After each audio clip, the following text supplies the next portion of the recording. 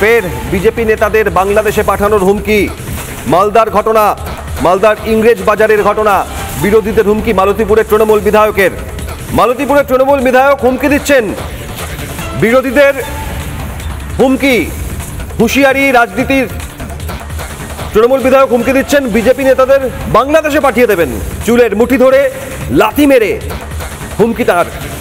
মালদার তৃণমূল জেলা সভাপতি আব্দুর রহিম বক্সি মালতীপুরের তৃণমূল বিধায়ক বাংলাদেশে পাঠিয়ে দেবেন, যেখানে বাংলাদেশি অনুপ্রবেশকারীরা দেশ জুড়ে এ বাংলায় দীর্ঘদিন ধরে দিকে দিকে ছেয়ে গিয়েছে, সেখানে বিজেপি নেতাদের চুলের মুঠি ধরে লাথি মেরে বাংলাদেশে পাঠানোর হুমকি দিচ্ছেন তৃণমূল বিধায়ক।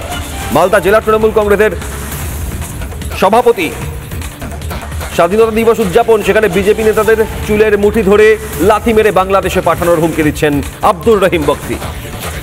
আজকে মির্জাপুর বিজেপি নামক মির্জাপুর আজকে রাজ্যের বিরোধী দলের নেতা আজকে নতুন করে ভারতবর্ষটাকে আরেকবার পরাধীন করে দেবার চক্রান্ত করছেন। বন্ধু, আমরা রক্ত দিব না, আমরা রক্ত নিয়ে নিতে চাই, রক্ত নিয়ে স্বাধীনতা করব ভারতবর্ষ। বিজেপি বন্ধু, বন্ধু বিজেপি, তোমারও চুলের মুঠি ধরে পিটাতে পিটাতে বাংলাদেশে পুশ করে